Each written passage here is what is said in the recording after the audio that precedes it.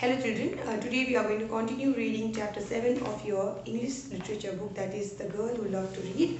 और ये जो चैप्टर है इसको हम आज ख़त्म कर देंगे, यानी कि जो चैप्टर का जो रिमेनिंग पोर्शन है इसको मैं यहाँ पे पढ़ा के तुम्हें कंप्लीट कर दूँगी, ये चैप्टर कंप्लीट कर दूँगी। और यहाँ पे इसके जो एक्सरसाइज होंगे मैं तुम्हें नेक्स्ट क्लास में भेज दूँगी।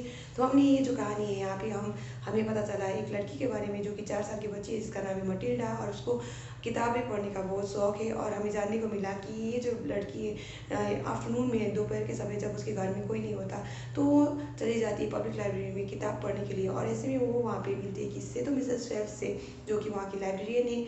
और वहाँ पे जो बच्ची है वो सारे चिल्ड्रंस बुक्स पढ़ लेती है। उसके बाद वो बड़ों की किताबें पढ़ना शुरू करती है।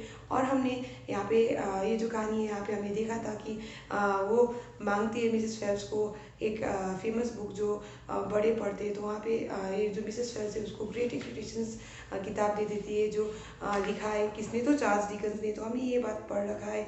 और आगे हमें पता चलता है कि ये जो मिसेस फेल्प्स है उसको पता चलता है इस बात का कि ये जो मटिल्डा है वो घर में बिना बताए कि मदर को बिना बताए वहाँ पे लाइब्रेरी आया करती है। तो हमने ये जो कहानी यहाँ तक हमने पढ़ रखा है। और हमने देखा था कि मिसेस फेल्प्स ने उसको कहा था कि ये बात सही नहीं है कि तुम अपने मदर को बताए बगैर लाइब्रेरी आया करते हो, तो तुम्हें उसको बात को, यानी कि तुम्हारी माँ को ये बात बताना चाहिए करके यहाँ पे बोली थी। तो यहाँ तक हमने पढ़ रखा है पेज नंबर 81 तक।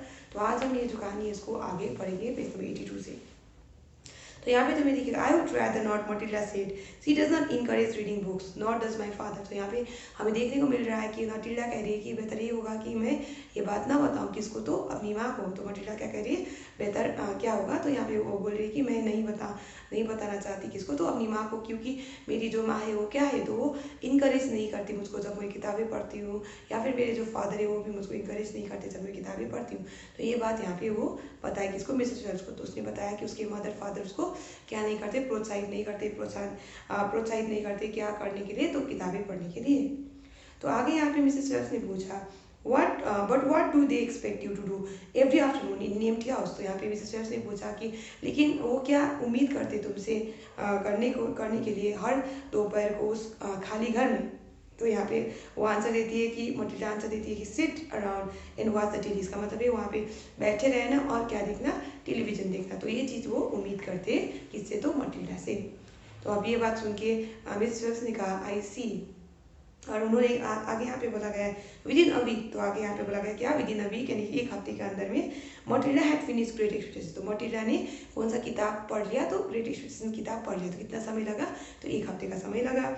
और बोला गया है कि which in that edition content 411 pages. तो उस एडिशन में वो जो किताब था उसमें 411 पन्ने थे। तो देखो इतने सारे पन्ने वाला किताब उसने एक हफ्ते के अंदर में पढ़ लिया। तो कितना तेजी से वो लड़की, यानी कि ये बच्ची पढ़ती होगी। I loved it, she said to Mrs Phelps. तो ये पढ़ने के बाद उसने क्या कहा, उसको बहुत पसंद आया। कौन सा किताब, ये किताब। उसने ये बात किसको कहा, तो मिसेस फेल्प्स को कहा। ओवर द नेक्स्ट 6 months, तो आने वाले बोला गया है 6 months, यानी 6 महीने, under Mrs Phelps watchful and compassionate eye. तो यहाँ पे बोला गया है कि आने वाले जो 6 महीने किसके नज़र के नीचे, यानी वाचफुल कहेंगे तो किसके देख रेख में कह सकते हैं, और कॉम्पैशनेट कहने पर दया से भरे हुए आंखों के नीचे किसके, तो बोला गया मिसेस फेल्प्स के सुपरविजन में। यहाँ पे समझ लेते हैं अंडर बोला गया, तो उसकी देख रेख में ये जो बची है वो 6 महीने में क्या की, उसने बहुत सारी किताबें पढ़ी। किसके, कौन सी किताबें, तो बोला गया ऐसे किताबें जो लिखे थे किसने, तो चार्ल्स डिकन्स ने, थॉमस हार्डी ने, जेन ऑस्टिन ने, रुडयार्ड किपलिंग ने, एच जी वेल्स ने और मेनी अदर्स बोला गया। तो यहाँ पे हमें देखने को मिला है ओवर द नेक्स्ट 6 months, तो आने वाले 6 महीने उसने क्या किया, under Mrs Phelps watchful and compassionate I Matilda had read books by Charles Dickens, Thomas Hardy, Jane Austen, Rudyard Kipling, H. G. Wells and many others। तो ये सारे लेखकों के नाम है जो मैंने चार्ल्स डिकन्स कहा, थॉमस हार्डी का, Jane Austen, Rudyard Kipling, H G Wells, ये सारे क्या है, तो ये सारे ऑथर्स है। तो इनके किताबें उसने पढ़ा आने वाले 6 महीने। तो ये चीज़ यहाँ पे बताया गया है।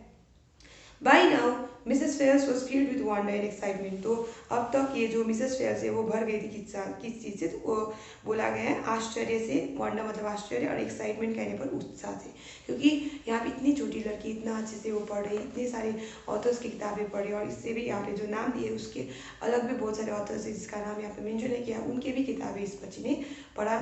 तो इसलिए इस बात को देखते हुए ये जो मिसेस फेल्प्स है वो किस चीज़ से भर गई, तो बोला गया आश्चर्य और उत्साह से वो भर गई। आश्चर्य यानी वंडर, और एक्साइटमेंट मतलब उत्साह से वो भर गई। Mr Hemingway in his book says a lot of things I don't understand, Matilda said to her. तो अब यहाँ पे मटिल्डा क्या कह रही है मिसेस वेल्स, तो मटिल्डा मिसेस वेल्स को कह रही है कि जो मिस्टर हेमिंगवे यानी जो एक लेखक है मिस्टर हेमिंगवे, वो बहुत सारी चीज़ें कहते हैं अपनी किताबों में जो मुझको समझ नहीं आता। तो ये चीज़ यहाँ पे उसने बोला है कि मिस्टर हेमिंगवे ने अपनी किताब में क्या किया है, बहुत सारी ऐसी चीज़ें बताए जो मुझको समझ नहीं आता। किसने कहा, तो मटिल्डा ने कहा। किसको, तो मिसेस वेल्स को। But I love it all the same, लेकिन मैं मुझको वो सब चीज़ें क्या हुआ, पसंद आया। किसने कहा, मटिल्डा ने कहा। The way he tells it I feel I am right there on the spot watching it all happen. तो जिस तरीके से मिस्टर हेमिंगवे चीज़ों को कहते, कहानी में कहते, तो ऐसे मुझको लगा जैसे कि मैं वहीं पे था। मुझको ऐसे महसूस हुआ कि जैसे मैं वहीं पे था और मैं वो सब चीज़ों को देख रही थी। तो यहाँ पे ये जो लेखक का ये पावर है कि वो अपने ऑथर, ये जो ऑथर है जो उसका पावर है कि वो अपने जो ऑडियंस है उसको इतना ज़्यादा इन्वॉल्व कर लिया कि उसको ऑडियंस को ऐसा महसूस करवा दिया कि वो वहाँ पे जो चीज़ घट रहा है उस चीज़ को वो वहाँ पे मौजूद होके देख रही है। तो ऐसा महसूस किसको हुआ, तो मिस्टर हेमिंगवे का किताब पढ़ के मटिल्डा को हुआ। ये चीज़ यहाँ पे बताया गया है। A fine writer will always make you feel that. तो आगे मिसेस वेल्स से, तो यहाँ पे बोला गया है कि मिसेस वेल्स ने कहा कि एक अच्छा राइटर तुम्हें हमेशा ऐसा महसूस कराएगा। And don't worry about the bits you don't understand. और आगे उन्होंने कहा कि चिंता मत करो उन भागों के बारे में, उन हिस्सों के बारे में जिसको जो तुम्हें समझ में ना आए। उन बिट्स मतलब यहाँ पे उन पार्ट्स, उन हिस्सों के बारे में जो तुम्हें पढ़ते वक्त समझ ना आए। सिट बैक, तो तुम बैठ जाओ, और क्या बोला है, and allow the words to wash around you like music. तो जैसे म्यूजिक क्या करते हैं, हम सुनते रहते, ऐसे करके शब्दों को भी इधर उधर क्या करने दो, वॉश अराउंड यू बोला गया। तो तुम्हारे इर्द गिर्द उसको घूमने दो करके, यहाँ पे मूव करने दो करके यहाँ पे वो बोल रहा है। कौन सजेस्ट कर रहा है ये बात, तो ये सजेस्ट कर रहा है मिसेस वेल्स किसको, तो मटिल्डा को। आई विल, तो ये सजेशन किसने एक्सेप्ट किया, मटिल्डा ने किया। और उसने कह रहा है हाँ मैं करूँगी, हाँ मैं करूँगी, ऐसा ही मैं करूँगी। तो वो क्या नहीं करेगी, वो चिंता नहीं करेगी उन पोर्शंस के बारे में जो उनको समझ में ना आए, यानी कि जो मटिल्डा को समझ में ना आए पढ़ते वक्त, उस पोर्शन के बारे में वो चिंता नहीं करेगी और वो कहानी को पढ़ती जाएगी। Did you know Mrs Wells said, और मिसेस वेल्स ने क्या कहा, क्या तुम्हें पता है, that a public library like this one allows you to borrow books and take them home. तो आगे मिसेस वेल्स ने कहा कि एक पब्लिक लाइब्रेरी जो होता है, जो ये वाला लाइब्रेरी है, तो ऐसे टाइप का लाइब्रेरी क्या करता है, अपने जो रीडर्स है उनको क्या करने का मौका देता है, यानी कि वहाँ पे जो लोग जाते हैं वहाँ पे किताब पढ़ने के लिए, तो उनको मौका देता है किताबों को घर में ले जाने का, तो बोरो करने का, किताबों को बोरो करने का वो मौका देता है, और घर ले जाने का वो मौका देता है। तो आगे बोला गया है कि when you have chosen the book you want bring it to me so I can make a note of it and it's yours for 2 weeks. तो देखो यहाँ पे मिसेस वेल्स कितनी अच्छी है, वो मटिल्डा को बता रही है कि अगर तुम्हें कोई किताब पसंद आया तो तुम वो किताब मेरे पास लाओ, उसके बाद मैं उसका एक नोट बनाऊंगी, मैं उसका मतलब हिसाब रखूंगी। ले लेते यहाँ पे समझने के लिए, मेरा नोट मतलब ये जो एंट्री करूँगी उस किताब को एंट्री करूँगी, उसके बाद वो किताब मैं तुमको दे दूँगी 2 हफ्ते के लिए। You can take more than one if you wish, और अगर तुम्हें मन करे तो ऐसे में तुम एक से अधिक किताब भी ले सकते हो। तो बोला गया you can take more than one if you wish, तो एक से अधिक किताब भी तुम ले सकते हो पढ़ने के लिए, घर ले जा सकते हो किताब पढ़ने के लिए। ये बात किसने कहा, तो मिसेस वेल्स ने कहा। किसको, तो मटिल्डा को।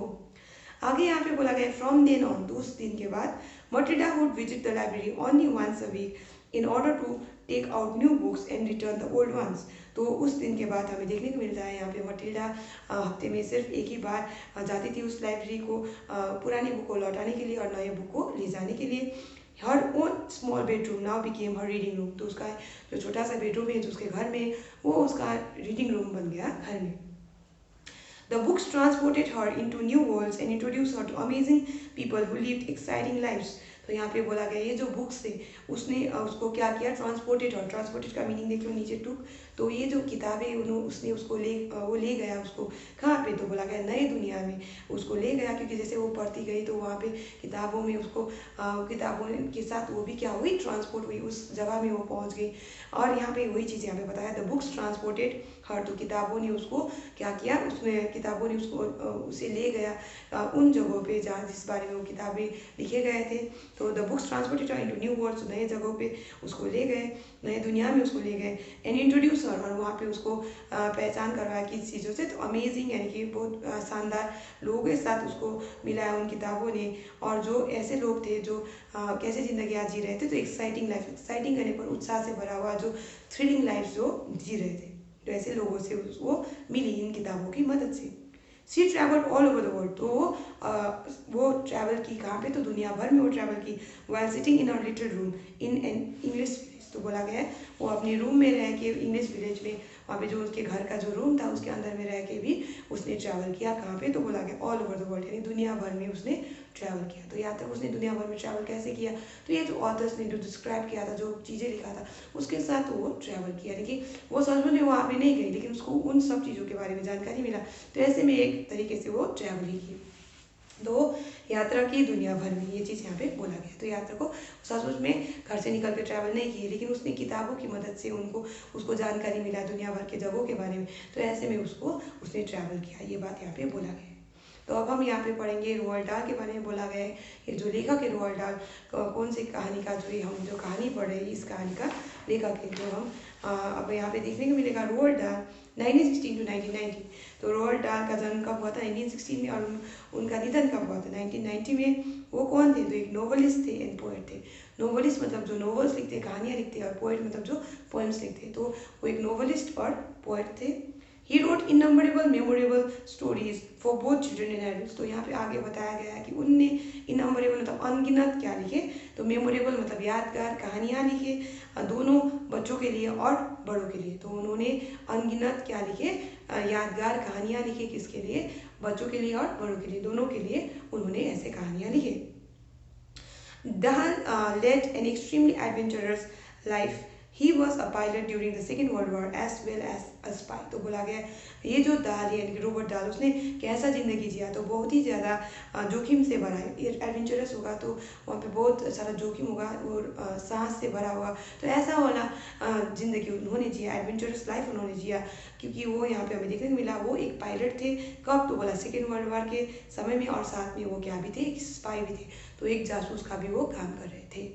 तो हमने ये जो कहानी है इसको हमने यहाँ पे कंप्लीट कर दिया है, और इसके जो सोल्यूशंस होंगे मैं तुम्हें नेक्स्ट क्लास में भेज दूंगी। आई होप तुमने इसके जो वर्ड मीनिंग्स है इसको उतार लिए होंगे। यहाँ पे जो भी तुम्हें डिफिकल्ट वर्ड्स दिखे इस चैप्टर को उसको अंडरलाइन करो, और इसके जो स्पेलिंग्स है उसको तुम याद करने की कोशिश करो। ऐसे तुम करोगे तो तुम्हारा वोकैबुलरी इंक्रीज होगा, और ये जो वर्ड मीनिंग्स को भी याद करने की कोशिश करो, ऐसे तुम्हारा वोकैबुलरी बढ़ेगा, तुम्हें ये जो शब्दों का मतलब समझ में आएगा। तो आज हम यहीं तक पढ़ेंगे, और इसके जो सोल्यूशंस होंगे मैं तुम्हें नेक्स्ट क्लास में भेज दूंगी। I hope you have understood. अगर समझना है तो इसको जो पार्ट 1 है, पार्ट 1 से तुम फिर से देखो, तो ये जो कहानी है उसको तुम्हें समझ में आ जाएगा। So we are going to stop here for today children. Thank you.